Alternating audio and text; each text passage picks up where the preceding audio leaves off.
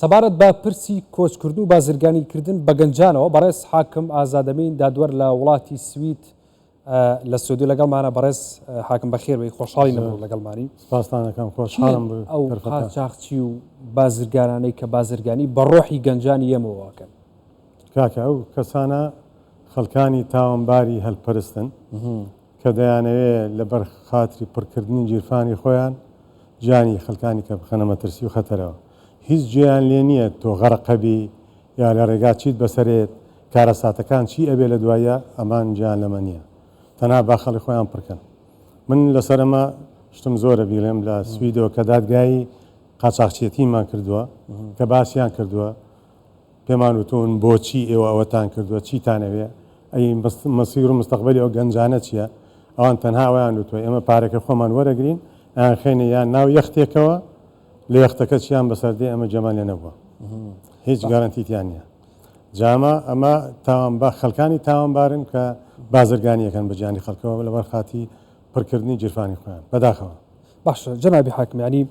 لە دەرەوە ئەو ژینگەیان دەسەکەوێت کە بە ئامانجی ئەڕۆن بەڕێستان حاکمن لە وڵاتی سوید ئەو ژینگەیە هەیە ئەم گەنجانە بۆی مەخێر لە ئێستادا و ماوەی 10 ساڵیش پێش ئێستا بە هیچ شێوەیەک خەڵکانی وایە ئێستا هاتوونەتە سوید هەم لە هەرێمی کوردستانەوە زیاتر لە 7 ساڵە بۆ 10 ساڵە ئیقامیان وەرنەگرتووە وها کەوتون هەم کەسایەتی خۆیان لەدەست داوە لەوێ و هەم کەس هیچیان نەماوە لێرە ئەو ژینگەیە نییە وەچی ئەوان خەونی پێوە بینن ئەو ژینگەی کە ئەوان بۆی ئەچون و خەیاڵی بۆ دەکەن ئەو ژینگەیە لەلایەن قاچاقچیەکان و خەڵکانی هەلپەرست لێرە لەلایانی سیاسیەوە بۆی دروست کراوە بۆ ئەوەی غەسل دەماغی ینی مێشتی ئەو کەسان گەنجانە بشۆنەوە کە گوایە ئەگەنە وڵاتێکی خۆش و لە ڕەفاهیە تاژین بەڵام بەداخەوە ئەم ژینگەیە بە هیچ شێوەیەک لە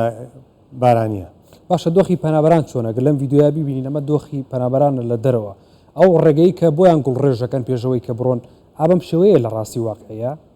بەڵێ ئەمە شتێکی جوانە پرسیارێکی جوانە ئەگەر ئەمە دۆخیانە کاتێ دەگەنە ئەوێندەر دۆخەکەیان زۆر لەوە خراپترە بێ کاکە ئێمە خۆمان من خۆم دادوەرم لە دادگای پەنابەرەکان پەنابەری وا هەیە خۆی پەنای بردۆتە بەرخۆ کوشتن لەبەرەوەی کە چەندەها ساڵە ئیقامەی وەرنەگرتووە پەنابەرێتی وەرنەگرتووە ئێستاش هیچی لە دەست نەماوە و ژیانەکەشی لە ڕۆیشتووە و تەمەنەکەشی بەسەردا تێپەڕ بووە و من گوێم لە قسەی بەڕێز سەرۆکی حکوومەتی هەرێمی کوردستان بوو قسەیەکی زۆر جوانی کرد ئەو گەنجەی کە لێرە ڕاکە کە گوایە لێرە هەلی کاری بەدەست ناکەوێت بڕاو بێ لەوێ 2 ساڵ 3 ساڵ ئەگەڕێ بۆ خۆی ئەگەڕێ لە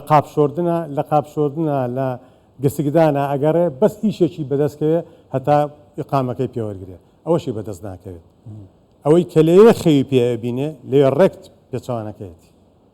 ئێمە لە یاساکان داژین و ئەزانین چۆنە ناتوانین لێرە باسی هەموو یاساک بکەین چکە لەوان خەڵکەکان زۆر استیعابی نەکەن باشە جەنابی حاکم جەوی دەرەوە ئەوەندە گونجاوە یعنی خەڵک لێرەوە کۆچی بۆ بکە جەوی دەرەوە لە ڕووی ئەوەی کە دۆخی سیاسی دۆخی ئابووری ئەو وڵاتانەی کە کۆچبەر ئێستا بەلێشا و ڕویان تێکە گونجاوە بۆ وەرگرتنیم هەموو پەنابەرە بەو شێوازە نەخێر بە تایبەتی لە دوای ساڵی 2016 و کۆچی سووری و کۆچی خەڵکانی سووریا و ئەفغانستان وانە جەوی دەرەوە هیچ شێوەیە گونجاو نییە دومین یەکشتی زۆر گرنگکەیە کاکۆ ئەوانەی کە دێنە ئەوروپا دێنەوەی بۆی لە جەوێکی خۆشا بژین لەبەر زەختکردن لیان کە ئەبێ ئیش بدۆزنەوە کە ئەبێ بە خۆی ژیانی خۆیان مسۆگەر بکەن هیچ مەجالێکیان نییە خۆشی لە هەواکەش ببین وهایان لێ هاتووە ئێمە لەوێ ئەژین ئەزانین باسی چیەکەین بەداخەوە ئەو گەنجانی ئێرە لەسەر بنەمایەکی زۆر بەتاڵ ژیانی خۆیان تێگەدەن ماڵ و مناڵی خۆیان بەجێێڵن کەس و کاری خۆیان بەجێڵن ئەو وڵاتە شیرینەی خۆیان بەجێ دێڵن دێنە ئەو وڵاتی ئەولا کە لە ئەساسە ئەسڵەن هیچ شتێکی تۆیان دۆزنەوە نە کەسایەتی خۆیان نەو ئیشێک کە خۆشیان هاتوون کاکە خەڵکانی وا هەیە دکتۆرای هەیە لەو کوردستانی خۆمان ڕای کردووە ڕەفیقی خۆمانە ئەیان ناسین دکتۆرای هەیە هاتووە ئێستا لێ ساق پاسە پاس لێ خوڕێ بۆ ئیشکات باشە تۆ بیت بەو دکتۆرای خۆت لێرە هەر ئیشێکی بچووکترین شت بکەیت لە وڵاتی خۆت خزمەت بە وڵاتەکەی خۆت بکەیت لەو پاس لێ خوڕینە ئێوە باشتر نییە کە 24 ساعتیش دەبێت پاس لێ بخورێ و ناشتوانێت ڕۆژێک ساعتی خۆشی لە خۆی ببینێ بەداخەوە. باشە ئەو یەکێک لەو کەسانەی کە برایەکێک لەو کۆژبەرانە بوو کە لە دورگەکان یەکێک لە دورگەکانی ئیتالیا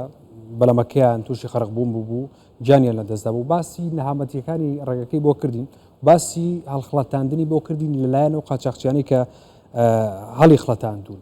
یاساکانی ئەوروپا چۆنە سەبارەت بە قاچاقچیەکان ئەوانەی کە قاچاقەکەن بە ڕۆحی مرۆڤ و گەنجانی کوردستانی ئەمەوە یاساکانی ئەوروپا بەرامبەر قاچاقچیەکان یاساچی توندن بەڵام بەداخەوە ئەوەندەی قاچاقچی هەیە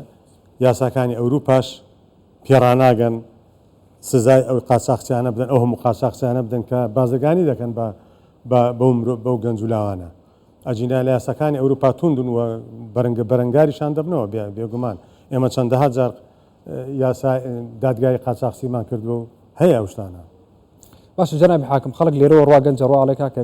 لەم وڵاتیا دانامەزرێن حکومەتی ئەو وڵاتانە دایانەمەزرێن یا بێ حڕ بکات بۆ زارێکی زۆر گرینگە بڕات بێ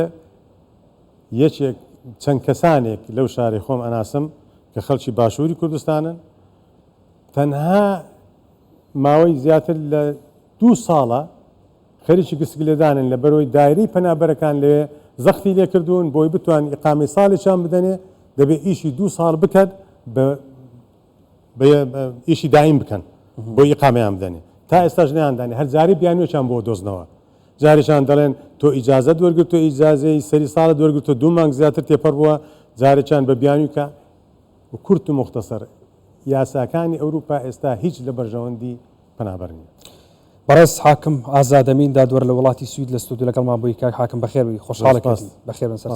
سپاس بە دەرفەتەکە.